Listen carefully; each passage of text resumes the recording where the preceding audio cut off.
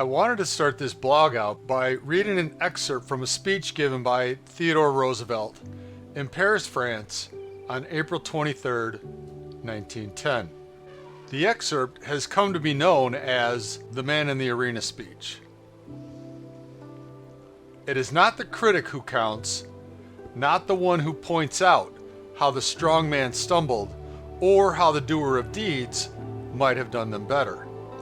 The credit belongs to the man who is actually in the arena, whose face is marred with sweat and dust and blood, who strives valiantly, who errs and comes up short again and again, who knows the great enthusiasms, the great devotions, and spends himself in a worthy cause, who, if he wins, knows the triumph of high achievement, and who, if he fails, at least fails while daring greatly, so that his place shall never be with those cold and timid souls who know neither victory nor defeat.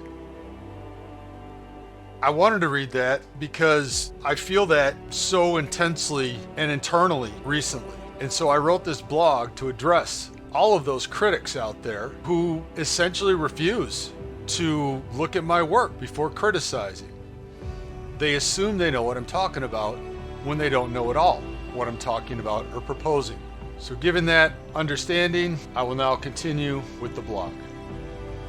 After years of working on what I have been, I'm suddenly beginning to realize how absolutely visionary and revolutionary my ideas are, and how badly traumatized and mind-numbed the general public has truly become. Because honestly, I thought all along that what I was proposing was just common sense, and that I had just been the one who took the time to organize the knowledge into a plan and system that would finally free all of humanity and restore power back to the people. But the criticisms I have been getting have completely thrown me for a loop, and I never would have thought I'd have drawn such ire from others for trying to unite the people behind a plan that would, if fully implemented, dissolve all government and the non-governmental organizations currently destroying our world and instantly stopping them from continuing their damage. I am suddenly the bad guy for having sacrificed so many years and thousands of hours of my life to create and offer this solution, and all at my own personal detriment, socially and financially. What is wrong with people? It seems the ego has fully taken over, and it's been fueled by a media machine on steroids ever since the me decade of the 1980s. That's when I really noticed everything began to change in society, and in all of the wrong ways. So I have decided to write this blog post as a permanent response to all of those who prefer to tear down others' work without first actually looking at the work itself. Because you are nothing but energy vampires, taking away valuable time from those trying to change the world for the betterment of all humanity in an effort to interject illogical, irrelevant, and nonsensical arguments to things you know nothing about because you have only assumed they are what you believe them to be and not what they actually are. I have seen far too much of this as of late, and I am done wasting my time with any of you. Either look at my work and critique what I have said, created, or proposed, but don't project your ignorance and opinions on things which have absolutely no bearing on what I am communicating. You are only embarrassing yourselves, painting yourself into a corner, and exposing your true poor character. As I have said numerous times over the past 2 years, I am always open to constructive criticism of my work. But I can tell instantly from the attitude and the way questions or critiques are worded whether someone has actually looked at my work and are genuinely interested and curious as to certain details, or whether someone is coming with preconceived notions and false beliefs, insinuating that I don't know what I'm talking about, or I'm seeking attention or control, none of which is true. To those people I say, enough is enough. You are part of the problem and have no interest in helping to create the solution. All I am trying to do is show people the error of their ways and provably false beliefs and how they violate natural law. But that somehow makes me the bad guy, an egomaniac, or hungry for power. And don't get me wrong, because I've known since early on into sharing this information that most people would not take it well and that I would be subject to many slings and arrows. I have accepted that reality as a condition of trying to enlighten a deeply deceived world. So I chose to change my approach over 12 years ago. I decided to focus on solving the problem of government and the control mechanisms of this world, which have created this false reality in which we are all currently trapped. That has brought me to where I am today, desperately trying to get people to look at my work and proposals because the clock is ticking and we are running out of time very quickly. If we hit a tipping point of too late to turn back, billions of lives will be destroyed and lost to the predator class and their plans for world domination. And we may never be able to free ourselves once we hit a certain point on the timeline. And for those of you who have watched my videos and not said a word, I wonder why it is not resonating with them. All I can surmise is lack of focus, short attention spans, or Stockholm syndrome, and most people living in a state of learned helplessness. So many I see out there truly believe that there is no way possible to defeat the enemy or reclaim our power. So they have chosen to just focus on what they can do for themselves. Unlike myself, who has chosen to focus on what I can do that would impact the entire world in an overwhelmingly positive way. That is a massive difference in perspective and the core foundation of my work. And yet, people accuse me of being selfish when everything I'm doing is completely selfless. I'm damned if I do, and I'm damned if I don't. The truth is that I am focused on a solution that would end tyranny everywhere and not try to hide from or avoid it while allowing it to remain in place in some sort of parallel society. These people fail to realize that you cannot reason or negotiate with psychopaths and falsely believe that they will just be left alone. They won't, but they stubbornly forge ahead, ignoring the calls for unity among all people, claiming that unity en masse is impossible. But that is our only real hope and power. So to believe that is to give energy to the enemy and take power away from the people. It is a self-fulfilling prophecy to believe that something is impossible, because then no effort goes towards the actual solution, and the solution can never be realized. The ultimate goal of my work is not to let any of the current legacy systems or status quo remain in place, but to abolish it all by offering an alternative that would render every bit of it completely obsolete and unable to harm anyone ever again. Yes, it is a big idea. It is a huge idea, but I have never been a small thinker. I am trying to heal the entire world with my work, so I have also been accused of having some type of savior complex. But it's not that at all. I don't seek power or control over anything except for my own life. I just want a world of complete freedom for everyone, because in that world, I will be free to do as I choose and be left alone to live in peace without fear of oppression or coercion from any illegitimate source of power, just as everyone else will be as well. What makes my exhaustive work, plan, and proposals different than anything else I have ever seen out there is that it's just understanding the very fundamental basics of the problems and offering a macro solution that would solve them all. I mean, why would we waste so much energy on the inconsequential minutia when we can implement a solution that would resolve thousands of problems all at once? That macro solution is based fully in natural law. I didn't make it up. I learned it. I studied it and I applied it for years to understand its omnipotent power. I am merely a messenger. I don't claim to have discovered anything or claim intellectual property on these ideas. It is all self-evident truth once you understand.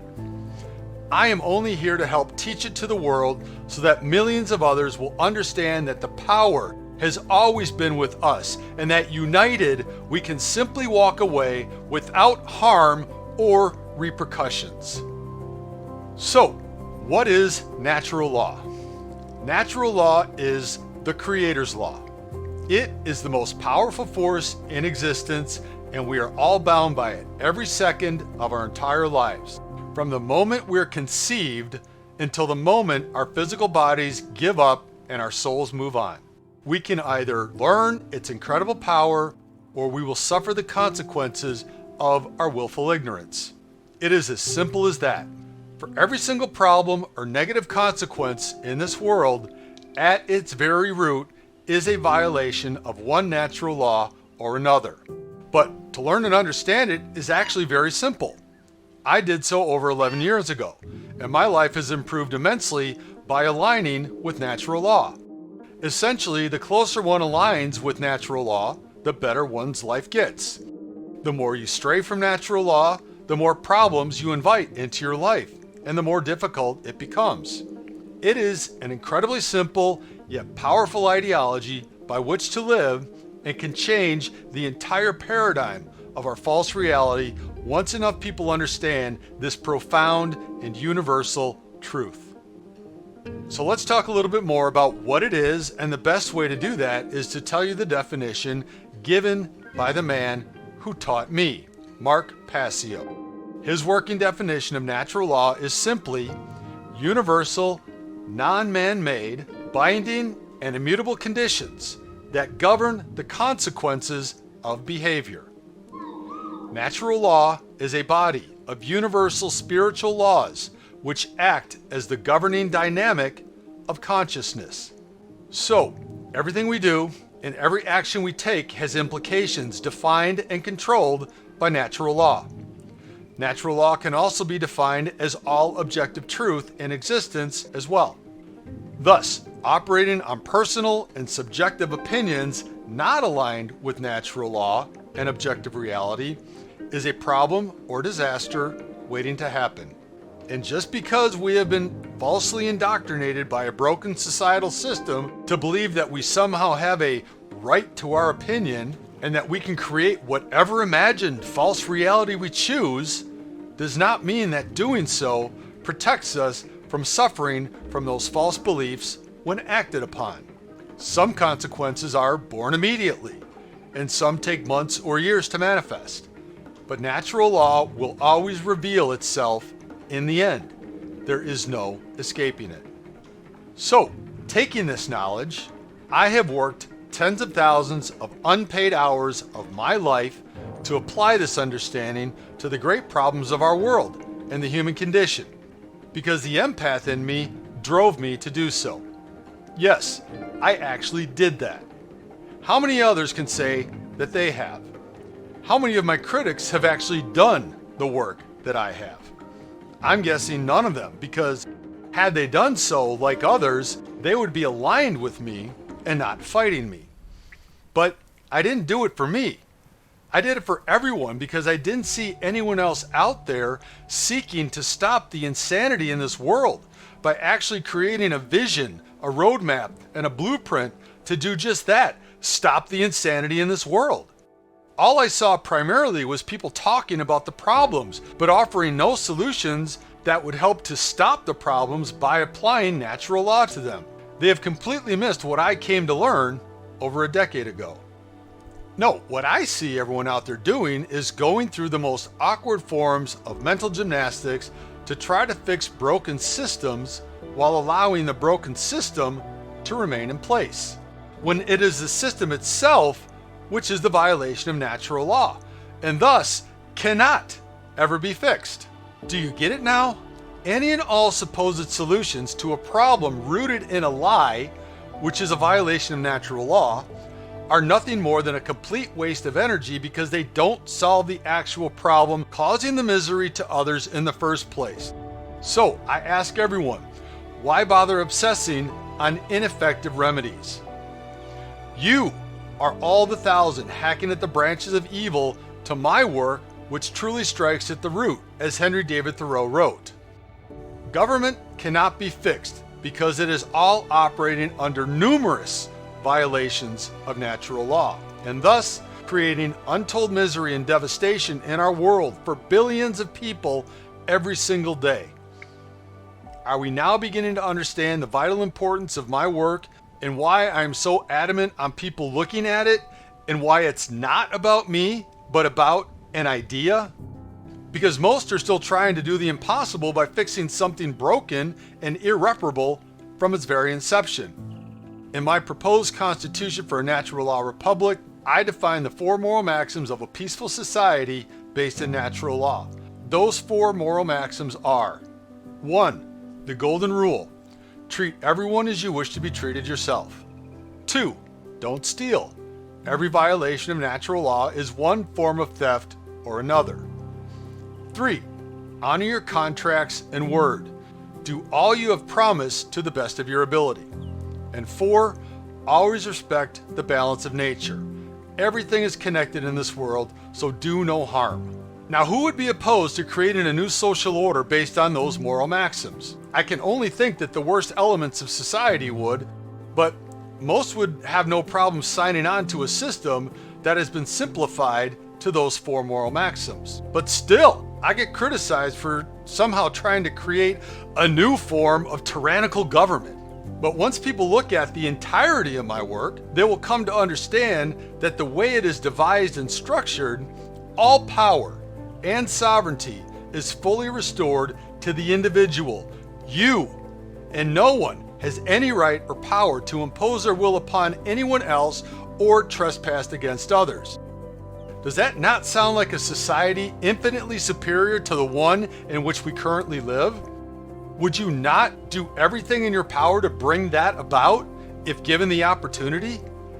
In this system, each and every single individual would sign a personal sovereignty social contract that ensures their complete autonomy and that no one can take away any of their rights ever. It is the ultimate in decentralized solutions because all power truly does lie with the individual and thus the millions creating the entirety of the population. Why people would attack me for creating a system of true checks and balances is beyond my ability to comprehend. I have also been told by the purists that they would never sign anything. What they fail to realize is that they have signed contracts their entire lives, which have fooled them into surrendering their rights, but had no problem with those. Now, when I show a system of contracts that would actually guarantee their rights can never be taken, they are resistant? You just can't win with some people. Arrogance and apathy will be their downfall. But let me propose to each and every one of you a scenario. Suppose people were to catch on to this idea of a natural law republic and we get to the commitment of 10% of the population, spread out amongst all 50 states to create and institute this new system of societal management. Suppose we have cooperatively worked to create the necessary infrastructure to ensure a seamless and painless transition to this new system. Now, suppose that these 32 million people all at once, en masse, sign the 3 documents that tell the current government that they have no jurisdiction or authority over them or their lives ever again, and that they recognize the new Constitution as the supreme law of the land. What could the government do? Absolutely nothing, because they don't have the resources to control the 32 million strong and growing breakaway civilization. Now, imagine that 300 million do the exact same thing. We have just abolished the government in one massive and peaceful action and have restored power back to ourselves. That is the macro solution I speak about, which would solve our most important and pressing issues immediately. But you still would refuse to sign, wouldn't you? Because you have very little imagination and creativity and think yourselves as islands among men. But no man is an island. Go it alone, see how well you fare. We the people are taking our lives and our world back from those whom have hijacked it. Do you have a better plan or solution? I thought not. This is how we reclaim our power. We simply declare it en masse and non-violently walk away to continue living our lives.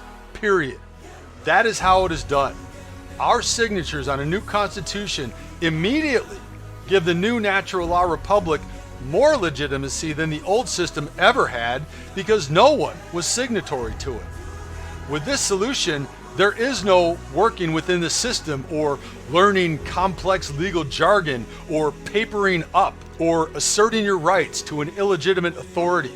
There is none of that complicated bullshit. There is one simple action which fully renders every bit of their illegitimate power obsolete immediately. Signing 3 documents that give the legitimate responsibility to a new system to ensure that society now operates within the 4 simple and acceptable moral maxims of natural law is all it will take. It's so simple, even a child could understand it. But the critics come with all of their bravado and pseudo-intellectual arguments and talking points completely unrelated to a very simple proposal and plan. Like a bucket of crabs trying to pull the one crab trying to escape the bucket back in. You are not free thinkers. You are still suffering from either groupthink or extreme selfishness and interjecting completely irrelevant objections and criticisms. See the problem now and why I refuse to engage in any debate that doesn't address the natural law solutions to our problems? You can either go look at the entirety of my work, realize the immense power in the ideas I have put forth, and raise questions based on that, and I will gladly respond.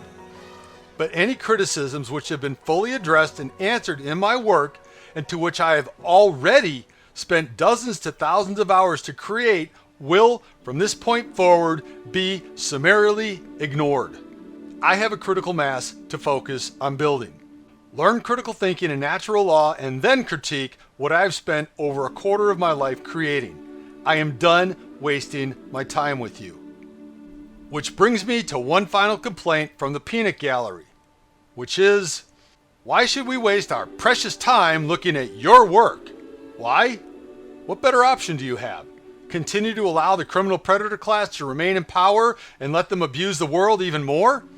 Take your chances on allowing psychopaths to retain the immense power of government, education, and the media machine, programming a world of mindless automatons? Or take a chance on joining in with humanity to finally reclaim our power after centuries of enslavement and neo-feudalism? They will never allow you to be free. I am proposing a system which would immediately set humanity free. Difficult choice, I know. And as for precious time, which so many love to bring up, how much of that precious time have you wasted in your life on mindless entertainment and propaganda which could have been directed at self-education? How much time have you wasted on selfish and inconsequential actions that only serve you and not the greater human condition? Because if you want to talk about precious time, just one of my videos, which might take you anywhere from 12 to 38 minutes of your precious time to watch, took me not only the 25 to 90 hours to create, but tens of thousands of hours of my life sacrifice to learn what I needed just in order to get to the point of being able to create the content. So my precious tens of thousands of hours sacrificed for the good of all humanity is not worth your mere minutes to watch my videos or read my words? That is the arrogance of only the most extreme narcissists, and there seems to be an epidemic of it these days throughout the world. Do you see the problem? It's not me and all I have done to move humanity towards a better world and future, but you and your apathy and arrogance to believe that you have it all figured out and that I have absolutely nothing to offer, you or anyone else for that matter. It's that attitude which has gotten us into this mess in the first place. Congrats on being so self-serving and egotistical. The problem is not me and what I've worked to create, it is you who refuse to look at it. In conclusion, as I have repeated over and over for months now, the Freedom Project 2020 is not about me. It is about our collective enslavement and the only time-sensitive, peaceful, and nonviolent path away from the madness to a new world and reality. You can try and do it your way and hope that you can survive and hope that enough people will eventually catch on, but the enemy is powerful and united in their plans for full spectrum dominance of all things in this world, including you and your property on which your intentional community sits. They don't care about your intentions or your community. They only care about dominating you. Your micro solutions mean nothing to them, and they will all eventually be crushed if we don't unite and walk away en masse. And even if you don't think what I've proposed is perfect or meets your vision for the ultimate society, it is still a million times better than what we have right now in a world with no other viable options based fully in natural law. So why wouldn't we unite behind it and get to there first? Why wouldn't we do everything in our power to remove the influence of the predator class over our lives in every possible way? Because creating the natural law republic would do that and allow the world to heal and immediately change the human condition so that we can reimagine the world in our image and not be subject to the dreams of madmen, which are nothing but nightmares for the whole of humanity. Keep on fighting, those of us who have dedicated our lives to creating freedom for everyone. You are only hurting them just as much, if not more, than the worthless excuses for human beings currently running this clown world reality into a state of complete despotism. As long as people refuse to understand the absolute necessity to unite and falsely believe we are powerless against them, we are. As long as people focus on the problems or selfishly saving only themselves, we will surely lose this war. But we outnumber them by a factor of hundreds of thousands to one. The power is ours to take back. We only need to unite and do it. That is what the Freedom Project 2020 is all about. Solving the one big problem in the world. We fix that, and all of humanity and nature will begin to heal. Thank you for taking your precious time to listen to this. I love you all, and even my critics, because I realize that all of you just haven't gotten the education that's required to understand what I'm saying. I will see you all very soon.